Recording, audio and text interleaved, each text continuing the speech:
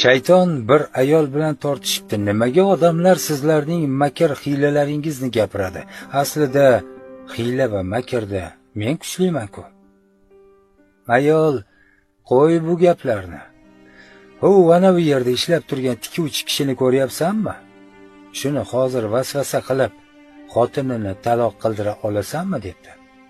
Shayton albatta deb borib tikuvchiga har xil vasvasalar qila boshlabdi. Tikuvchi xotinini juda yaxshi ko'rganligi sababli u haqida fikrlab ham ko'rmabdi. Shayton shunda noumid bo'lib qaytibdi. Keyin ayol endi sen qarab tur deb tikuvchi tomonga ketibdi. Borib, menga eng chiroyli matodan ro'molcha tikib bersangiz, o'g'lim sevishganiga sovg'a qilmoqchi debdi.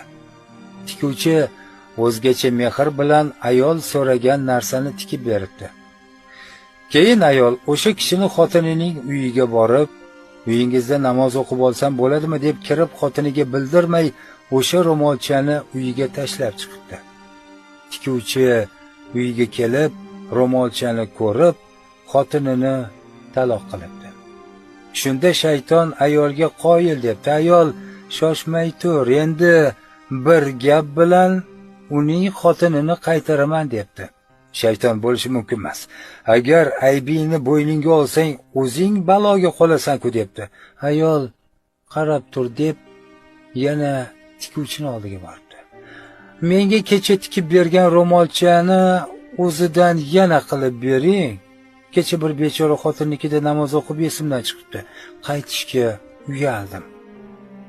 Shunda tikuvchi xotinining aybsiz ekanini tushunib, yana qaytib olib kelibdi.